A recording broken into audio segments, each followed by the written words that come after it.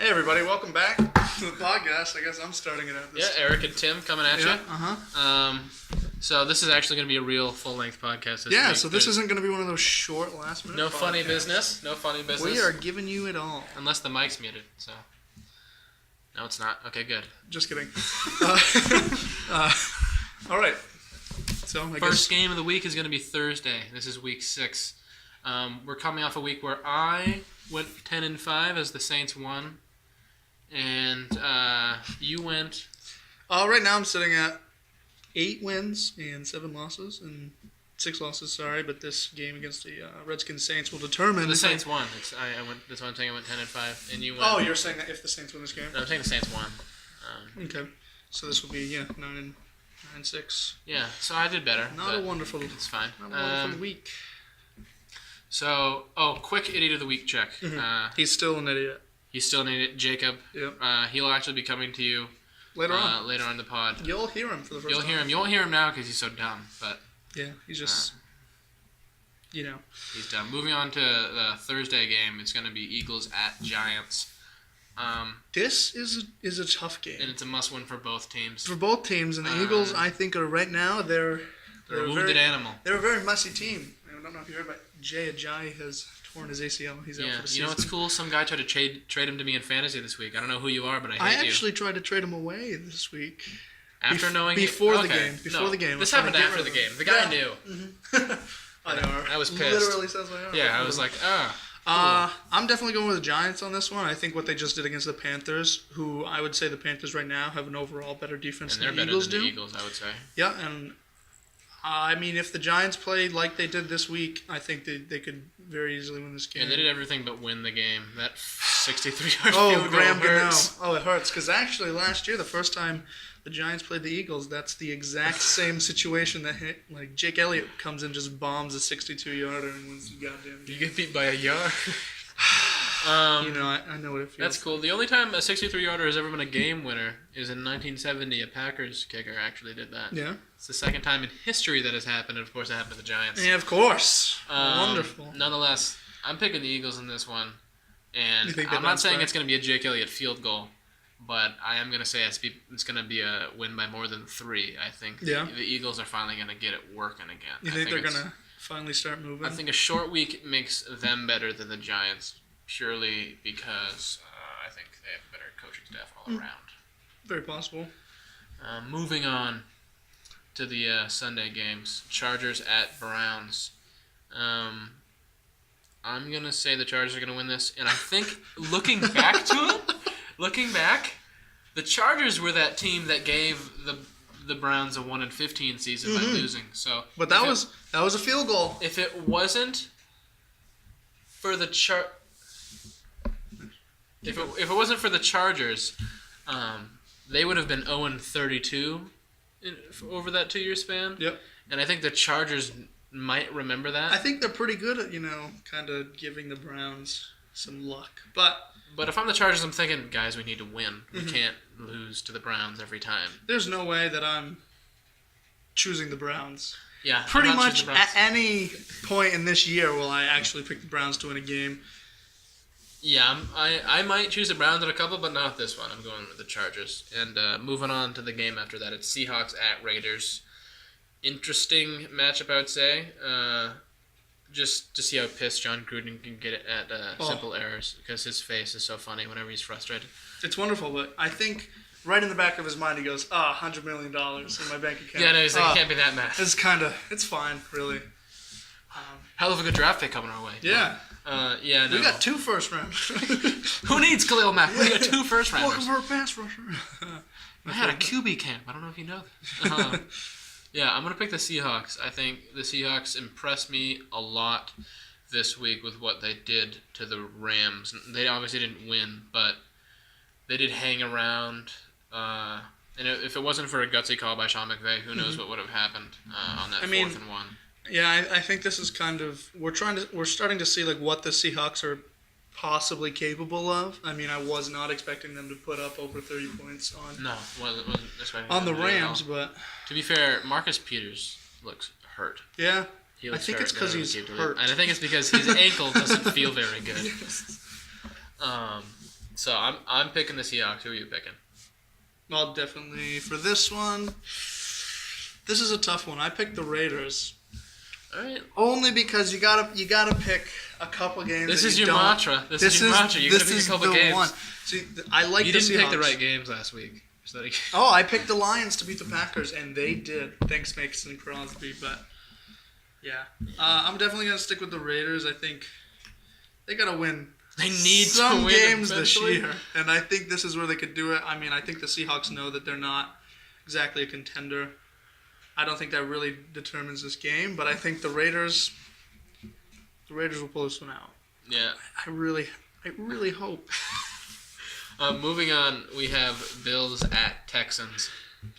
Now, I know last week we said, I'm not going to look at the Bills win and be like, they're going to do it again. I hate the Bills because every time I look at them, I say, oh, they're playing a good team. They're going to lose. They have to lose. And then what do? They win. Won. When they play teams that are statistically worse, they lose. But then when they play the good teams, they win somehow. What team is statistically worse than them? Than the Vikings? Oh, than the Bills? Oh, yeah. It would be the Cardinals right now. But yeesh. Anyways, I think we gotta look at it. Okay.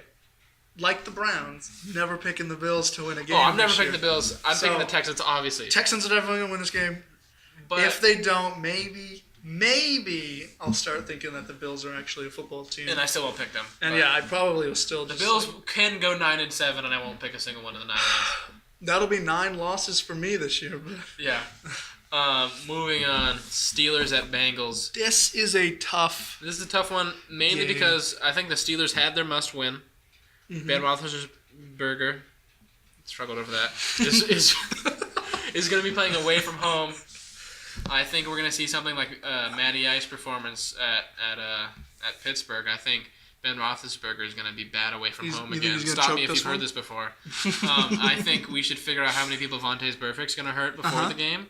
Do you want we can know. Can we guess how much he'll be fined this game? I'm for like unsportsmanlike 100 total for the two matchups this year. I was going to say like 65,000. I think the two matchups this year he'll mass $100,000 in fines. I think yeah.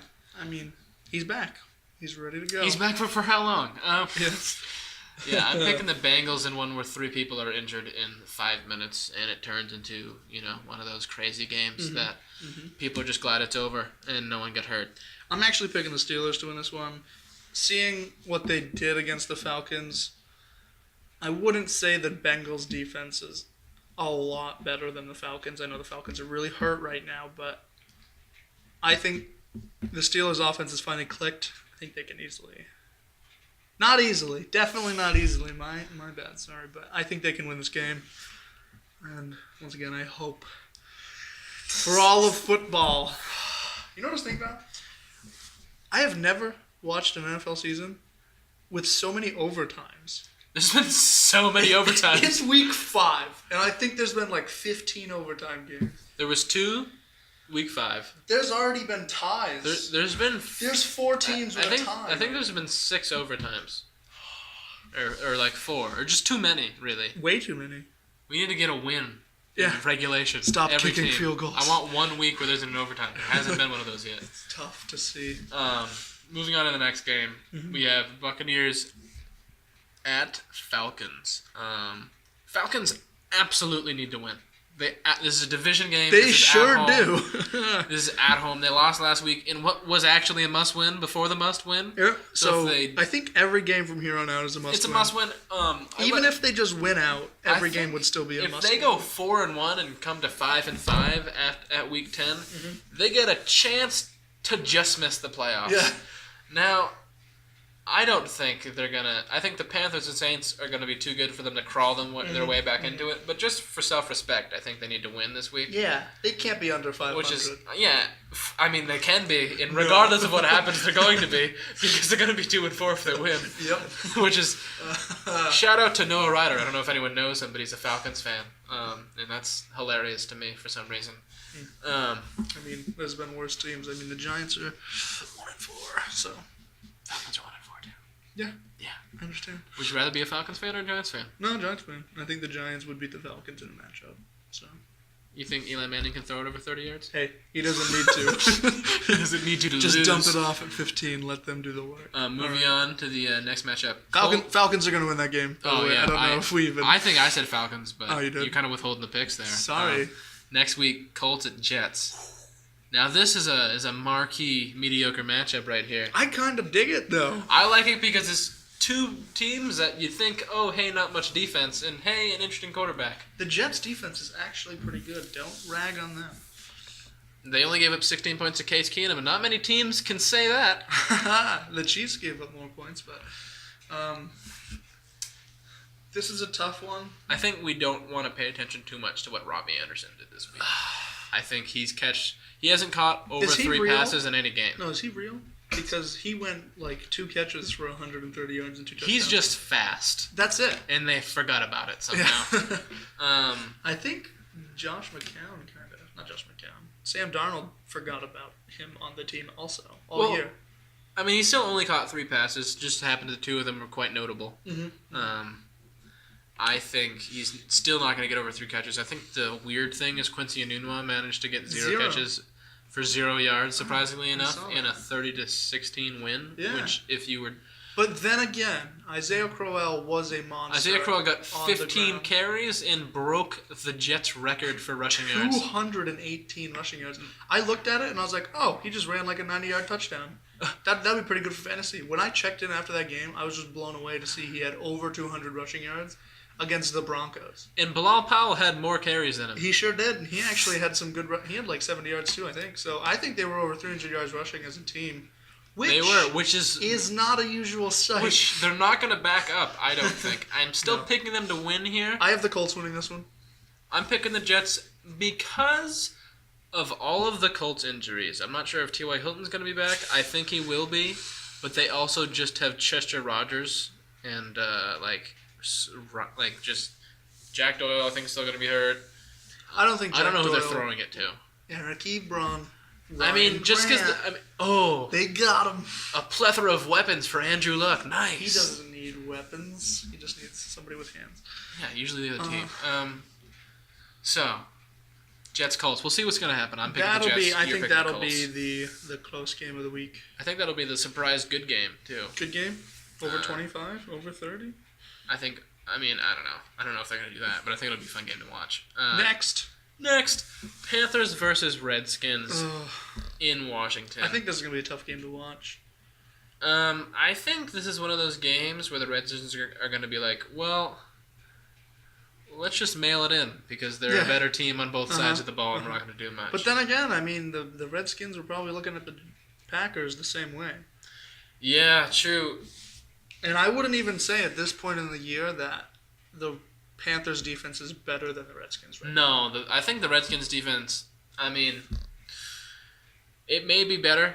I think it's sort of underrated. I think they have a pretty decent front seven. I think a lot of teams would like to have their front seven. Mm-hmm. I'm not sure what outside of Josh Norman they have for cornerbacks. I know they traded... DJ Swearinger, is he on that team? He's a safety. He's good. Decent. Yeah.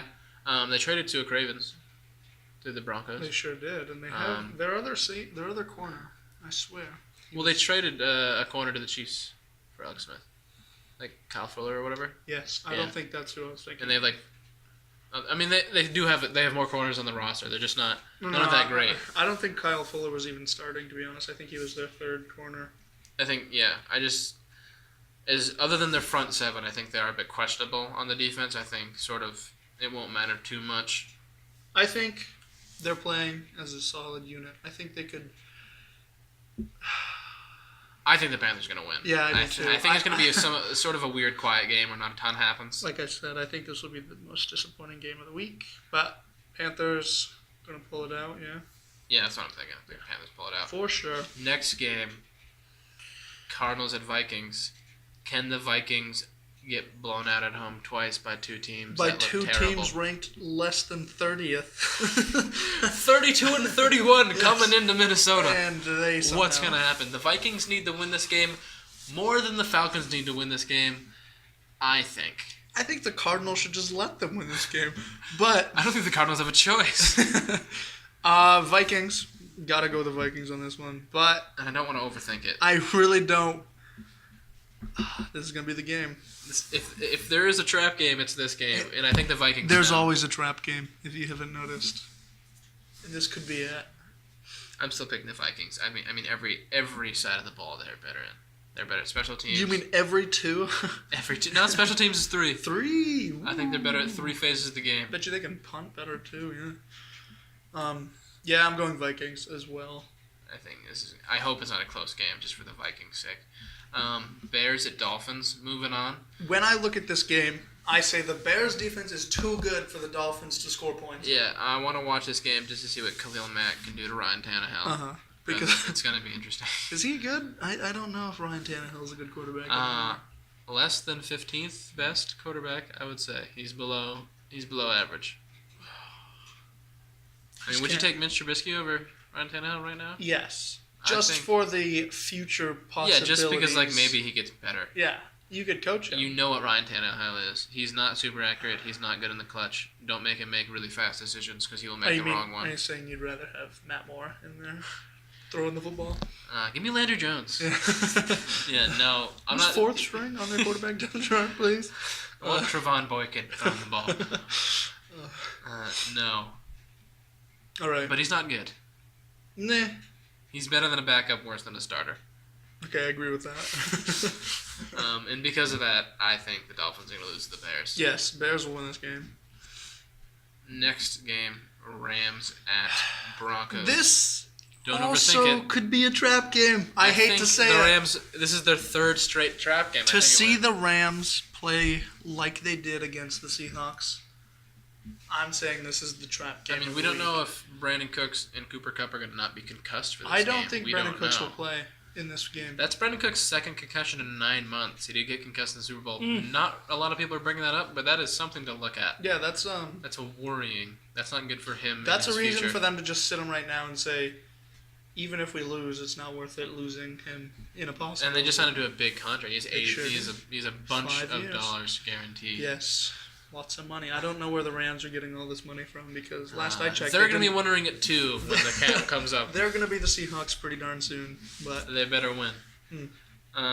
Yeah. I'm going to pick the Rams until they lose, and then I'll still pick the Rams every week. Yeah, I don't think I'll really ever bet against the Rams, but I don't see them winning all 16 games. No, but I don't know which ones they're going to lose at the same time. This is tough. It's one of those things where I don't think they can win 16 games. I can clearly say they're not winning 16 games. But I have no idea which ones they're not winning. But in every week, I'm going to pick them to win.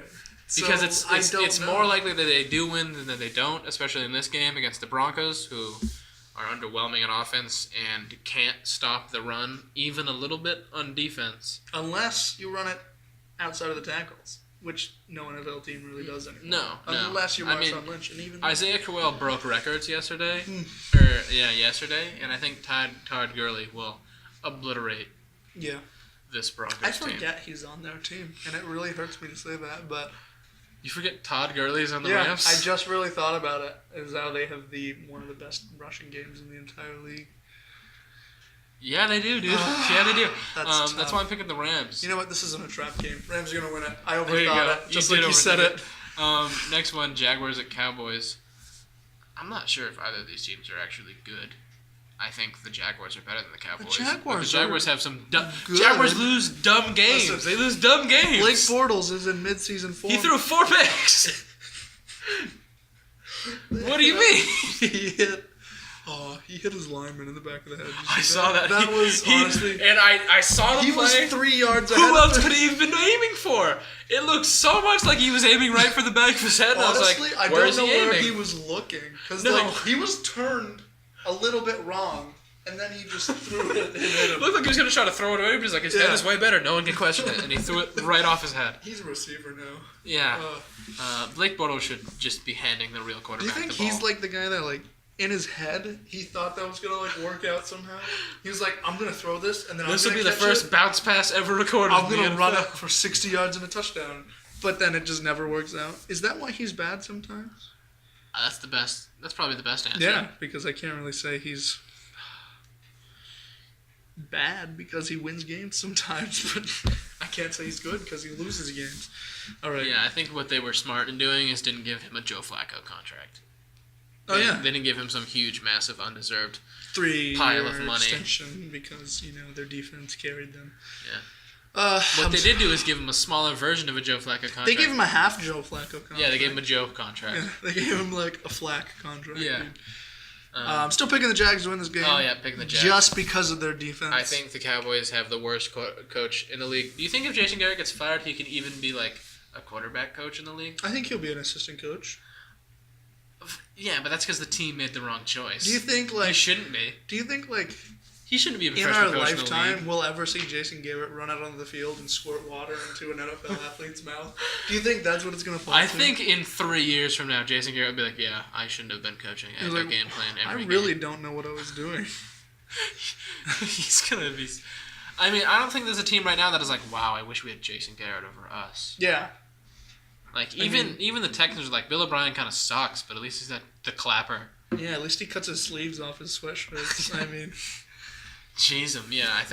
Honestly, I think it's gonna look like the Cowboys are gonna win the whole game. Then Jason Garrett messes it up and proves that he shouldn't have a job. He's gonna throw it. He's gonna literally throw a challenge flag, but it's just gonna be a clipboard because he threw 8 beforehand and he's still confused. Moving on to the next game. Jags gonna win that game. Ravens and Titans. What happened, Titans? Trap game. What happened, Titans? What happened, Ravens? What do you mean? What happened, Ravens? Well, I'm more mad at the Ravens. The Ravens played a more talented team than the Titans. Did they? The Browns are better than the Bills. They have a better quarterback. They have a good defense. They literally have a good defense. I mean, Myles Garrett, Denzel Ward, that's a good team on the defensive side. Yeah. They have a terrible coach. Obviously, mad. they have a bad coach. Just mad at both these teams. Did you see Hugh Jackson hold up 2 fingers after they kicked the field goal? Either meaning, hey, we just won our second game, or there are still 2 seconds left in overtime. He's either celebrating he won 2 games, which is deplorable, sure? Or he's thinking, hey, there's 2 seconds left in overtime. What if he was just like, hey, we're gonna go for 2 now. Go for 2 after the field goal? Is that worse? Why not? I don't know. He shouldn't have a job. He should be an offensive coordinator. I agree. I'm picking the Ravens versus the Titans. I'm actually picking the Titans on this. I think the Ravens are. They do a lot of the same things the Titans do. Mm-hmm. I think they just do all of them better. Just a little bit better. Just slightly a smidge better, and I think the Ravens. I mean, I would say the Ravens' defense and their coaching staff is better than the Titans, but the Titans' record is too good for them. But also, the Ravens' record is too good for them. I'm overthinking a lot of these games. You are. I'm going with the Titans on this. There's a lot of toss-up games this week, and it's not because they're really great, fun games to watch. It's because they're both mediocre teams, and it's hard to choose. It's tough. Moving on to an actual good game, Chiefs at Patriots. I'm a Patriots fan, and I'm kind of scared to watch this game because there's one thing the Patriots struggle with, and that is covering the tight end. Right. Eric Ebron looked like Jimmy Graham when Jimmy Graham was Jimmy Graham. Like Jimmy Graham, Jimmy Graham, my friend. I understand. And Travis Kelce playing like Travis Kelce. Mm-hmm. With Patrick Mahomes. I think Tyreek Hill could catch an 85-yard pass for a touchdown in this game. Lateral it to there's going to be some crazy plays. I think the Patriots have a legitimate running game now with Sony Michel and James White. But James White is his receiving game now. He literally had 0 rushing yards. I know, but he also had 10 receptions, and I think he's good. But I think the Patriots have this thing where they're not afraid to just pound the rock. Mm-hmm. Even if it's not working. Because they'll do it when it doesn't work just to keep. Third and I think six, Julian Edelman's going to be back. Obviously, he's already back, but I think he's going to be back more into his actual role. Do you think Josh Gordon plays any role in this win? I think he does. I mean, he looked good on his small amount of plays last week. When I look at their team, touchdown, he looked like he outclassed the DBs. Yeah. When I looked at their team 2 weeks ago, I said they're struggling. But now I'm like, they have too much talent. Who's going to catch the ball? I don't understand. I think Chris Hogan just became a 4th wide receiver. Yeah, what just happened? I don't really. And I think it comes down to, is Andy Reid just about out of plays? Because this is around the point in the season. Yeah, he can't keep making up plays. Where he sort of runs out of things to do. Whereas you play him week 1, you get beat by 40. If you play him week 5 to week 8, he doesn't know what he's doing. Yeah, I mean, look at the Titans. I think the Patriots are going to win, and I think, it's going to be close, but I think Andy Reid makes some weird thing that he regrets later. But you mean like make some bad decision? Like he'll have all his timeouts gone by like 8 minutes in the fourth quarter? He's going to try to avoid like 3 straight delay of games by calling a timeout. Yep. With 12 minutes to go in the fourth. And then people are going to be like... Back and then they're going to have the ball with 30 seconds left, down by 6. And they're going to be like, well, we ran out of time. We couldn't have done anything. Yeah. But I have to go with the Chiefs on this one, actually. Yeah, I'm going with the Pats.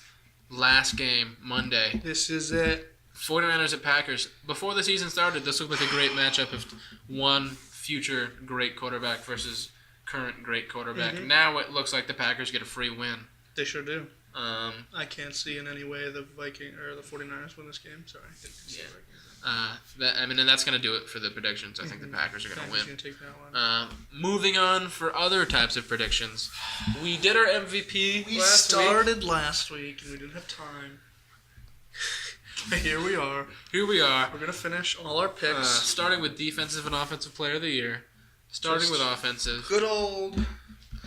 I am going to be saying it's going to be Alvin Kamara. For Offensive Player of the Year? And I think this is because he just isn't going to stop being an animal. He's not going to stop being insane. He has 6 touchdowns on the season, 1 reception, 5 rushing.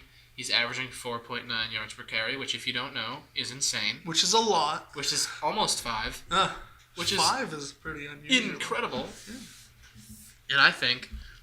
he is going to probably be 2nd or 3rd for receptions on the team, and I think he's going to be the 1st in rushing. And I think he's going to probably... he might push for 2,000 yards from scrimmage. Total combat? Like, total? Yeah, total.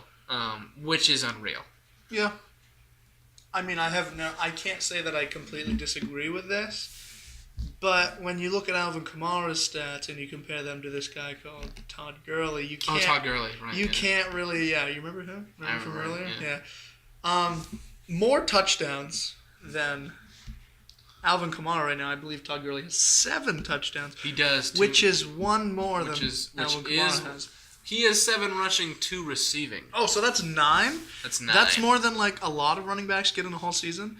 Wow. I'm not totally impressed with the total yards he's going to get, but the touchdown, I think he finished with 24 touchdowns this year, which is unreal.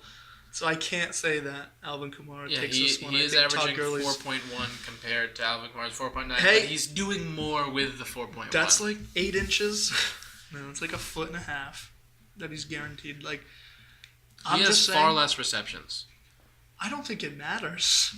I think you get 24 touchdowns in 1 year, you win. I just think there's too much offense on that team for him to have a stellar year. Obviously not. He's already had a stellar year. I know he's having a stellar year. I'm just saying he's going to continue. Obviously, he's a great player. He's going to have a good year. But I think Alvin Kamara is going to be better. And I think we're going to have to look at the end of the season and be like, wow, did you remember you're that really smart. Mark Ingram is back now? I know he's back, but Alvin Kamara was incredible last year. Already has 2 touchdowns in this game against the Redskins. Can you believe that? Yeah, that means they're going to try to defend Mark Ingram more than Alvin Kamara, and Alvin Kamara's going to go off. How many touchdowns does Alvin Kamara have in this game? I don't know. 0. He has far. He has 1 fantasy point right now. Fantastic. No, it's not fantastic, actually. You know, he's just lulling you to sleep. He's going to come back into it. Moving on to Defensive Player of the Year. It's hard. So very hard to not pick Khalil Mack. He's out of his mind at all times. And I'm more scared to see that he got a bye week. Because I think he's going to be so fresh. Yeah, imagine a refreshed Khalil Mack. Oh my God. And he's just like, they pay him and he's like, all right, let's go. For me, it's either Khalil Mack or I think towards the end of the season, I think Myles Garrett can actually make a push for this.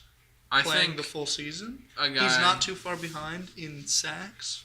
No, but everyone's behind in forced fumbles and interceptions for touchdowns. You're not wrong.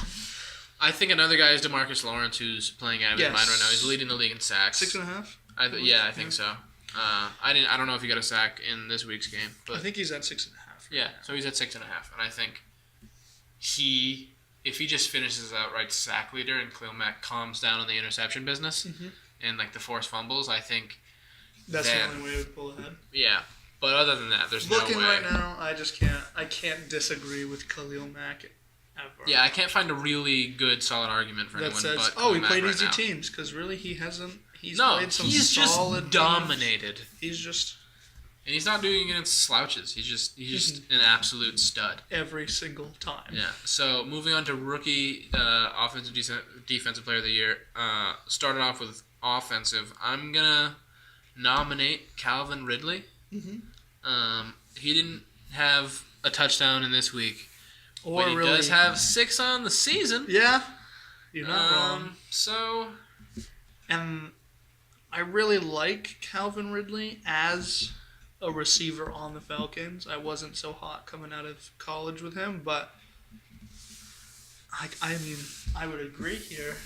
But I can't ever stray away from this man. I think he's definitely going to pull this one out. Saquon Barkley, you can't go wrong. He's averaging 100 yards per scrimmage a game, and he's at, 5 touchdowns this year? 5, yep. 5 touchdowns. One less than Calvin Ridley. Yeah. So. Yeah, one less. But how many yards does Calvin Ridley have? 250? I think it's 250. 302. 302. Oh. So, yeah. But take that. He only has 6 less yards, and he's the 3rd wide receiver on the team. So that's rushing. That's impressive. Saquon Barkley has 500 all-purpose yards. Oh, he's 500 all-purpose yards? Yes, and he's a running back. That's pretty good. Yes, that is pretty good. he might win the award. I'm not sure. Yeah, I'm going with Saquon. That's tough. It is tough. That's tough. He did kind of hurt. He hurt his back in this last game against the Panthers. But the only thing that really tells me I think Saquon is getting it is that Saquon is going to touch the ball 15 to 20 times a game no matter what. Calvin Ridley's going to get 7 targets. 5-ish. Maybe. I'm banking on him turning those into touchdowns. Every single time. Almost every time. He has more touchdowns than Odell. Yeah. He doesn't have as many passing touchdowns as Odell yet. You're right. I mean, in what fantasy draft do you say Odell, Calvin Ridley? I don't know. Yeah. Dude, if I don't take Odell here, I can wait 7 rounds and get Calvin Ridley. Moving on to defensive player, rookie of the year, I'm going to pick a guy who I think is going to turn into a shutdown corner in the league, and that is Denzel Ward. If you didn't catch his first game, he had 2 picks on Ben Roethlisberger. I don't know if you know him, pretty good quarterback. Mm-hmm. Will Ferrell of the Pittsburgh Steelers. Yep. He also has a forced fumble, and I think he's just gonna get better and better throughout the year. I really like Denzel Ward. I mean, as of right now, I would have him right around 3 or 4 on defensive rookies. And this is just projecting throughout the rest of the year. So we have to just assume that he does really good. For me, Denzel Ward's going to turn into a better player. I really like him as a player. I'm not too big on his size. I think he's a little bit small. But he's really, really talented. He is very talented. And he's super athletic. So athletic. I just can't get over it. Which makes up for the whole 5'11" thing. Yeah, and 190 pounds. And 190 pounds. Now, I actually have 2 here because I was kind of expecting you to say Darius Leonard, but you didn't. Because that man has, 60 tackles now? But he's hurt. Is he hurt? Yeah, he didn't play in the Pats game, which is, I don't know if He still has 60 tackles. I know he still has 60 tackles, and I know he's still doing well, but you can't win it if you're not on the field. You're not wrong. So, but based on that, my real I think pick it might coming be in more here serious. is actually Derwin James. He is playing some outstanding football right now. If you actually watch him he is so involved in that defense. I think he's a leader at the safety position, which is kind of tough on the Chargers because they already have a pretty good safety. But I mean, I think he can really pull this one out. He's getting past defenses as a safety, which is kind of... He has 6 of them. 6 is... 1 interception. Quite a bit. And he has sacks. They're blitzing him quite often, and it is working. 3 sacks on the year, which is very impressive. Mm-hmm. I just think the safety position is a bit of an unnoticed and I would agree there. unforgotten art. I think that Denzel Ward might have more of a, more notorious position. People like good corners more than good safeties as far as this is true. Personalities are concerned. I mean, I still can't remember either time a corner or a safety has won Defensive Player of the Year, but last year. For rookie? Yeah, last year. Oh yeah, it was Marshall Lattimore. I remember a time then. Oh, I guess I remember a time. I'm here. Tim never says never. I say never quite often, and I'm wrong every time. All right, moving on to MMA, and specifically UFC notable things. UFC 229 happened to be Saturday night, and we have brought in two of our friends to discuss this with us. We have Marcus and Jacob. What's up? Nice, Jacob. So we're going to be going over our favorite three fights from UFC 229. First of those being Derek Lewis versus Alexander Volkov. What did you think of that fight, Marcus? I thought that it was very entertaining. The first two rounds were kind of slow. Derek Lewis coming out at a very, very slow pace because he is quite literally a tank. And Alexander Volkov kept the pace up. He was looking like he was going to win the fight. But then Derek Lewis coming back in the third round with a huge knockout. Jacob, what do you think about that? Yeah, I mean, I kind of expected it to be over. I figured it would just go to time, and then there was a seemingly random hit that just kind of connected, and as soon as it hit, you see his Volkov's head just jerk back and forth, and I think he was asleep as soon as it made contact. Actually, his mouth guard flew out, so that was... Yeah, he was on the ground, his hands were up, but I don't think he was all there, so it was definitely over. Volkov did everything he needed to do to win the fight, except win the fight. Yeah, pretty much. like literally like the last 30 seconds of the fight. Yeah, and then, I think it was with if you look at the point cards, I think he had almost double. Oh yeah, he would have won by unanimous decision. It would have been close. For sure. Yeah. So that was the 20 Hail seconds Mary to of go. a punch. He throws a crazy right-handed punch. I think it was. Yeah.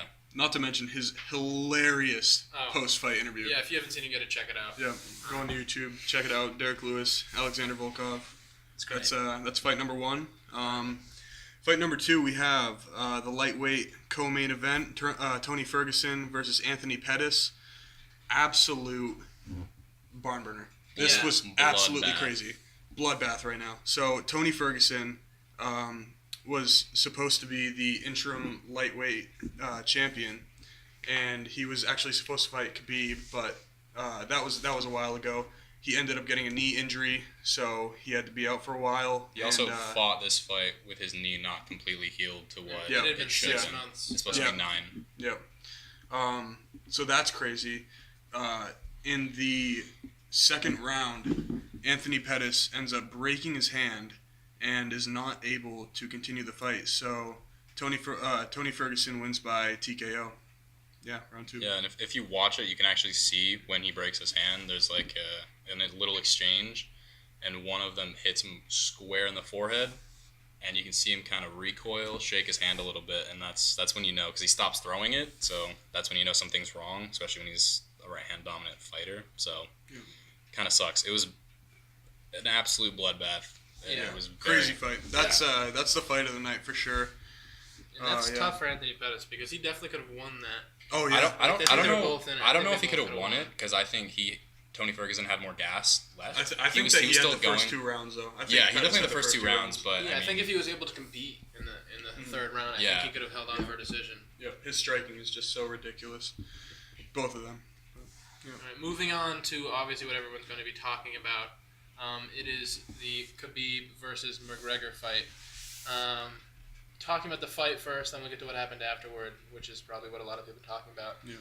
As far as the fight goes, I think Khabib dominated Conor. Yeah. He dominated every single round except for the third round, which Conor won just basically based off of it wasn't even like a domination in the same way the first 2 were. It was like a barely point. Yeah. The fourth round though, Khabib was absolutely going after him. He had a takedown, and then that basically ended the fight. Once he got Conor to the ground, he got him up against the cage, and then he just what's interesting about what started that takedown is that like it was a striking into like he hit him with a hard right hand, and it knocked Conor on his butt. Yep. And then he got the chin, and it sort of slid into his neck, and I was watching it, and I was like, I didn't think. Yeah, more of like he was contorting his neck. It's a neck cramp. I didn't think that he was going to be able to get him with that, but then I saw Conor's hand raised, and I was like, oh no. Well, just how hard Khabib literally just won the fight by like bending Conor's neck too far. Yeah, and I mean the fight.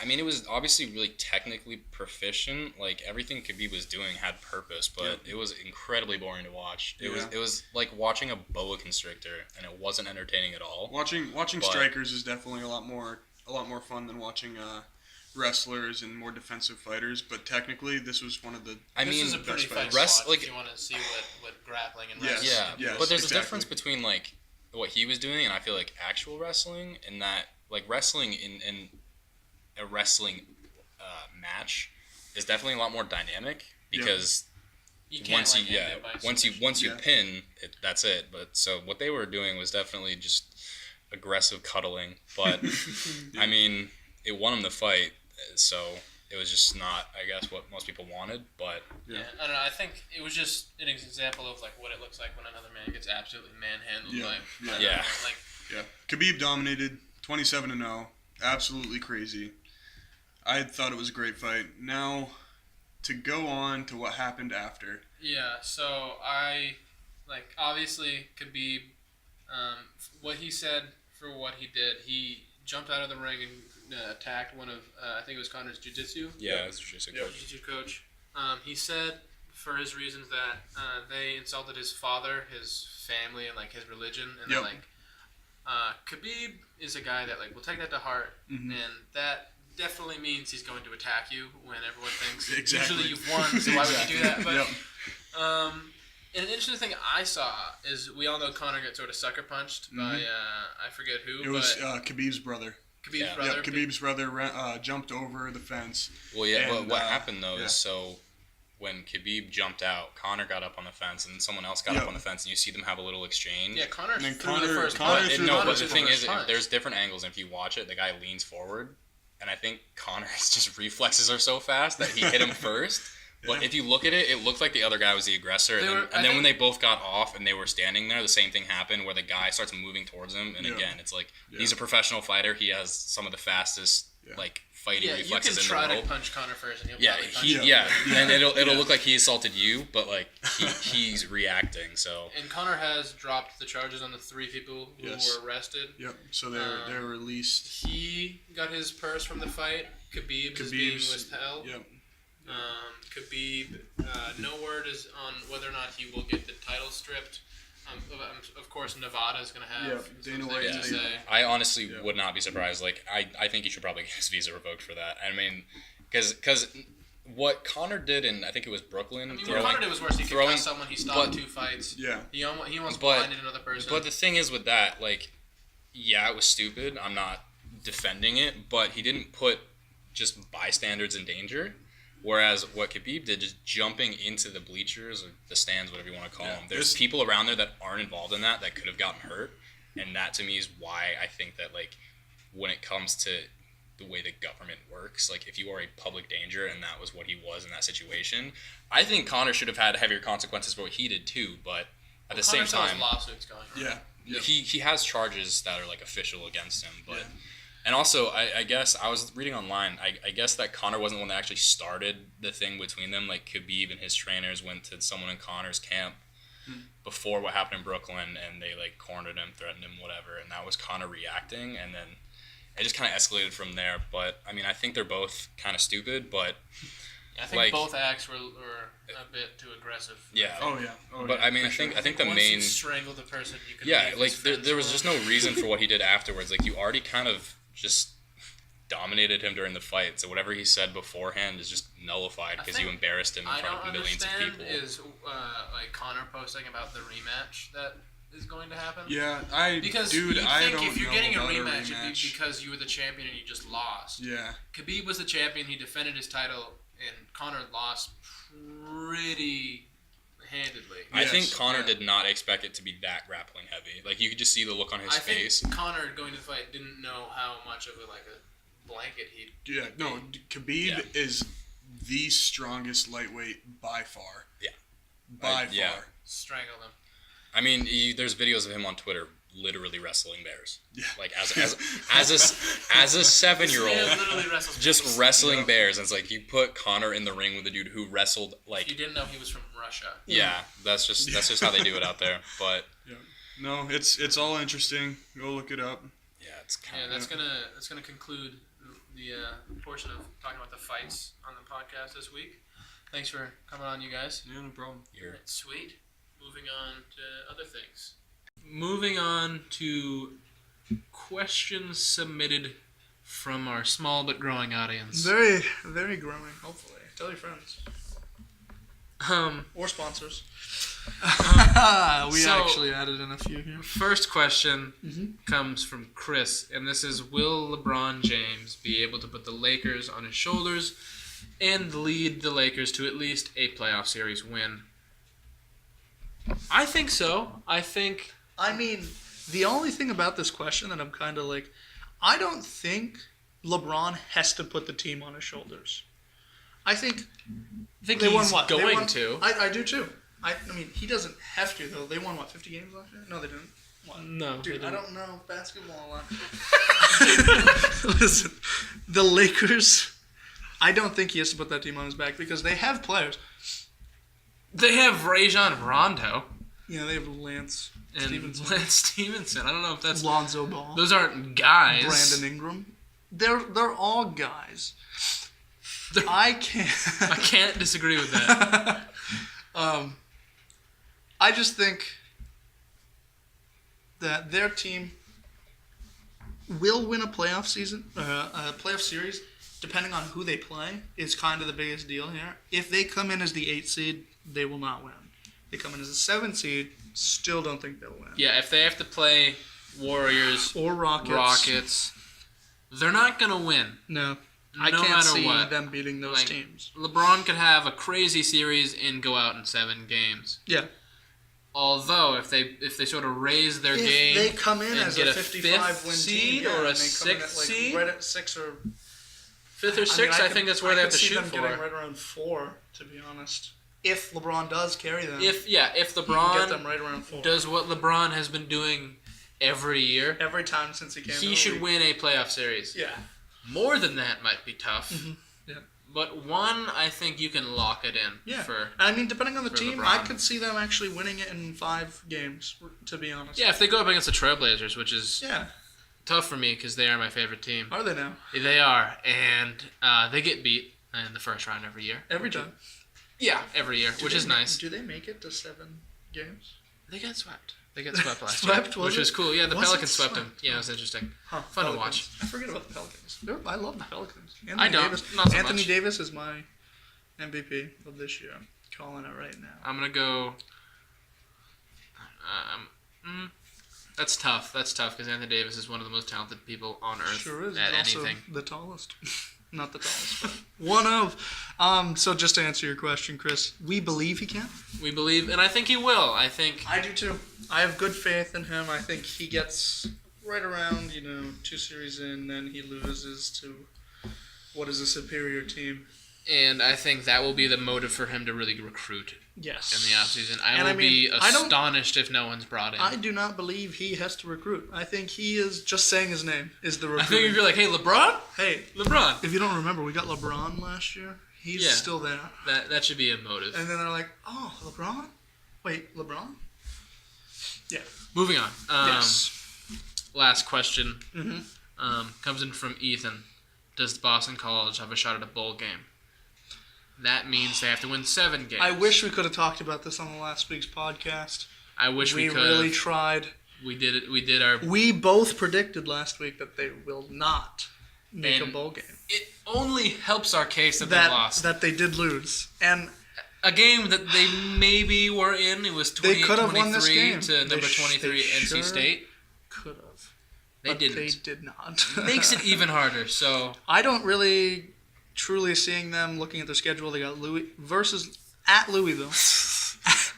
No, home. This is versus. This is home for Louisville. I'm sorry. This coming week, they have 6 games left on the schedule. They need to win 3 of them. They sure do. And they play, from here on out, 3 ranked teams. Which makes Louisville a must-win. Mm-hmm. Because the following week, I see them losing at home to Miami. I see them losing away to Virginia Tech. For sure. And I see them losing at home to Clemson. I don't think anybody can actually pick them in that Clemson game. Yeah, I think you're going to be out of your mind. And the FSU, that's they're going to be in Florida State. Florida State's going to need the win too, I think. When I look at this, I say there's only 2 teams in this whole entire end of season that they can beat, and that's Louisville and Florida State. And those could go either way. So I really can't bet on them. I don't really think that they're a good enough team to win out. And then their last game of the year is against Syracuse at home. Mm-hmm. Now, they know what they need to do. They need to beat Louisville, and then they need to come across to win versus either Virginia Tech, Florida State, or Syracuse. If they don't get one there, they're not playing this game to win. Yeah. They're just playing this game. And if they don't come into the, they're not going to do it, in my eyes. No, I just don't see it either. Sorry to let you down, Ethan. We would have said the same thing last week if that helps. Yeah. Probably doesn't, but hope there's you're no not consolation. a fan. Bet he is. No? That's Is gonna, that going to wrap it up? That's going to wrap it up. We talked a lot. Actually, I mean, we are going to bring in some guests. We talked about UFC at some point. Yep. You will have heard it. The UFC will be in there, if you haven't heard It'll be in there. Lots of good stuff that Yes. I'm sure you heard. Mm-hmm. Thank you to both our guests again, Jacob and Marcus. Please say something. Oh. Yeah, they're gone. So thanks for checking in on us. This is week 3. This is week 3, episode 3, going Hey strong. guys, we're almost at a month. We're almost at a month. Think about that. Hard to believe. Keep liking it. Keep sharing it. Please subscribe. Tell everybody. Tell your friends. Please ask us questions. We gotta have more than 2 questions, guys. I'm pretty. Yeah, you guys are lucky some stuff in the UFC happened because we would have been bereft of content. This would have been a short podcast. Would have been upset. But check in next week. Yeah. Thanks for checking in. Tim and Erik out.